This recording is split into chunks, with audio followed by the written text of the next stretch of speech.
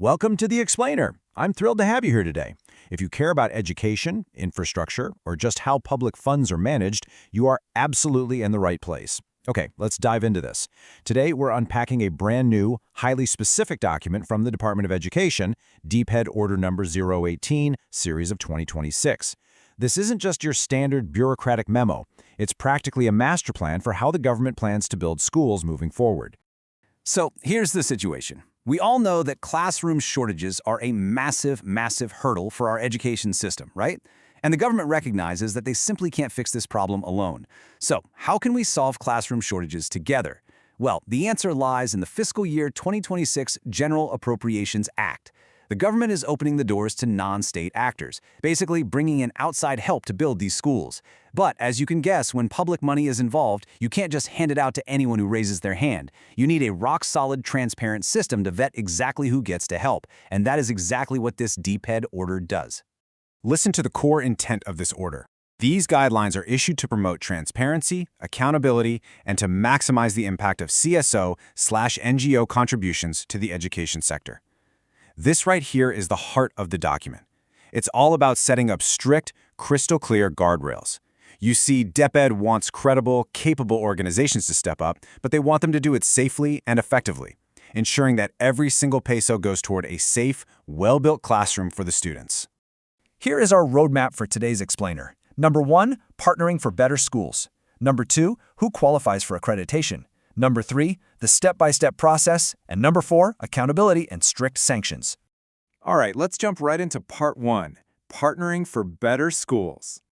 The Department of Education isn't just passively accepting help. They're actively and systematically seeking out qualified partners through this official document, DPED Order Number 018. The moment this is published, it goes into full effect. It lays down a transparent, objective, and rules-based accreditation system.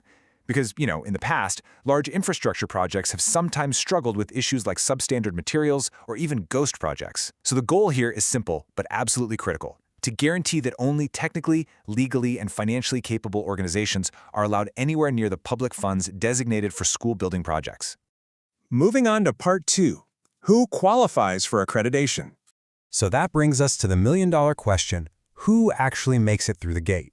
Now, what's really interesting about this is how broadly DPED defines a civil society organization, or a CSO. A CSO is essentially a non-state, non-profit association. This isn't just one narrow type of group. It encompasses people's organizations, cooperatives, social movements, professional groups, and civic organizations. Basically, if you're a nonprofit association working to improve the human condition and society as a whole, you fall under this umbrella. Now contrast that with a non-government organization, or NGO.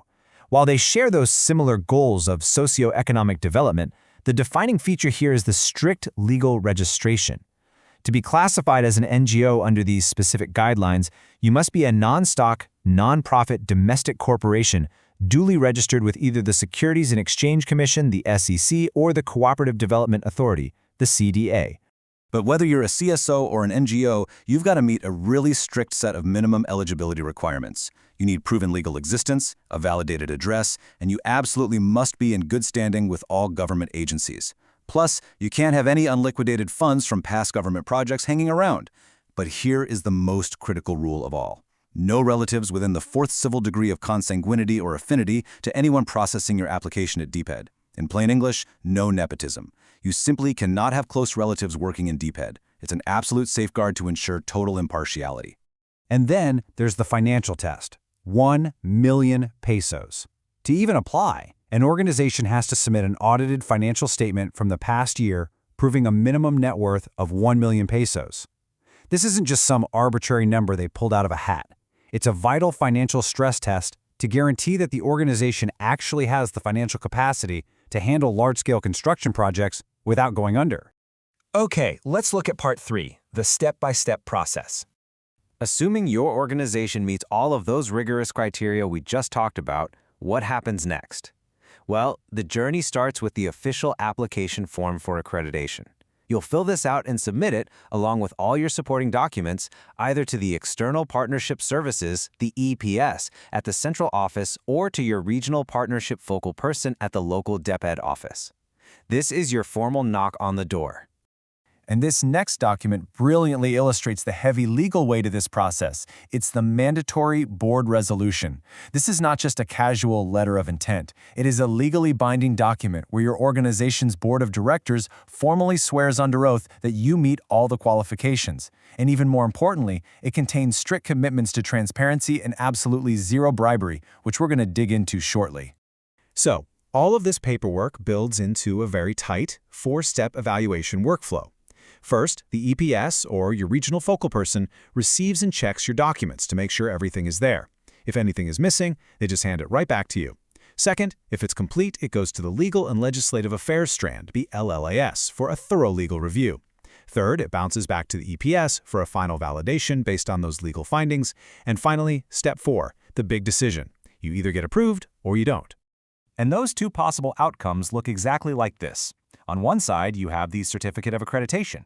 If you get this, congratulations. It's valid for 1 year, it's renewable, and it basically acts as your golden ticket to actually participate in the procurement process for building these schools. On the flip side, you have the Notice of Non-Qualification, which effectively lets you know your application has been declined, and it explains exactly why you didn't make the cut.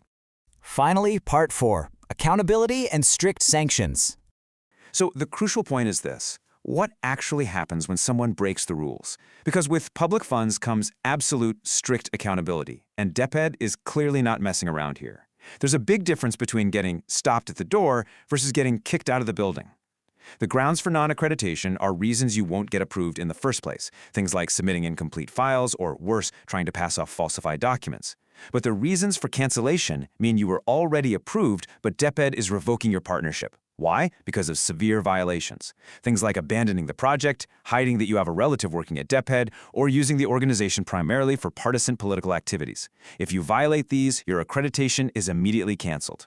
And I really want to highlight the most intense guardrail of all. In that board resolution we looked at earlier, organizations have to make a sworn commitment of zero tolerance for bribery.